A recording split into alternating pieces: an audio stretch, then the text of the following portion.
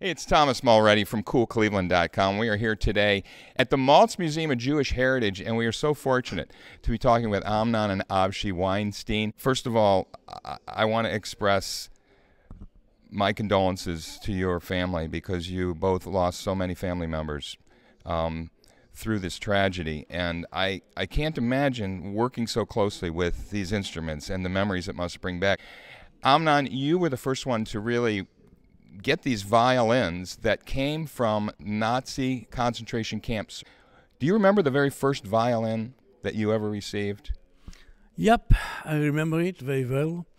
But it was before I tried to do anything about this project. A man came over to me. He played on the way to the gas chamber, and he told me all the story about that and everything what happened to him. And he wanted that I restore the violin, that his grandchild will play on it. So opening this violin, for me it was shocking because it was a black powder there. Not to forget where he was playing, very near to the crematoriums. And that's the beginning of Violins of Hope. Avshi, did you jump right in on this project? It's been around you your whole life, or did it take you a while to warm up to this and to want to help your father restore these violins?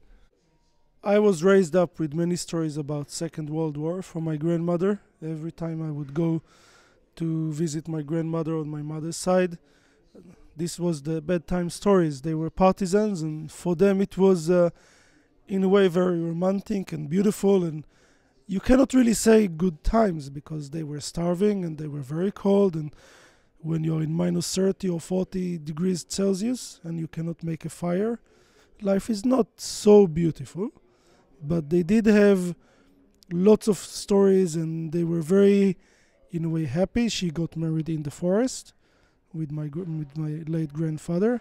So I was around this kind of stories my whole life. It wasn't a new thing coming into my life.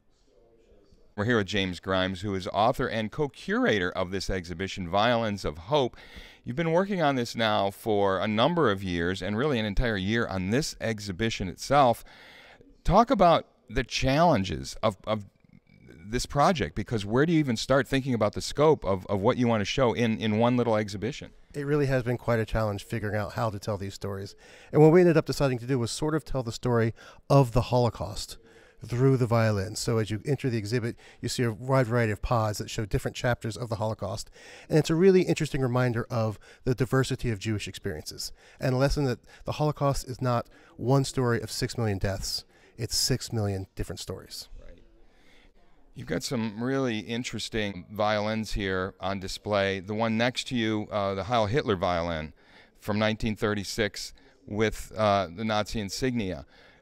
Talk about how, I mean, you had to open this one up. It's not playable, obviously, but it was so important to show what these violins were really all about. Well, actually, the violin could be playable. When a repairman opened it up to make those repairs, he instantly noticed Heil Hitler 1936 with the swastika inside, and sent the instrument to Amnon immediately.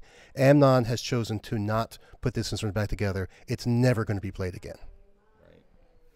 Many of these were played, though, and will be played again. And really, isn't that the point of this? These are not just to be displayed here and looked at.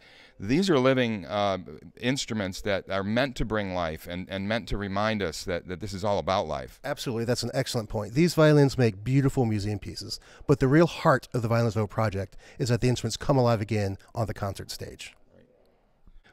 How does it make you feel when you see your violins displayed in this way at this exhibition here at the Maltz?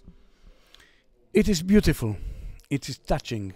It is a very educational way to do that. Still, I want to study everything because it's now the first time that we see it complete. But I really hope that people who will come here will understand what it is, the power of this little instrument, the violin, who saved life in the time of the war. And this is here the example for that. That's unbelievably beautiful. It's unbelievably moving. I want to thank you for all of our readers and for all the people in Cleveland for being here, for doing what you do, and for dedicating your lives to this project. Thank you. Thank you. Thank you very much. Hey, it's Thomas Mulready from CoolCleveland.com. Have a great week in Cool Cleveland.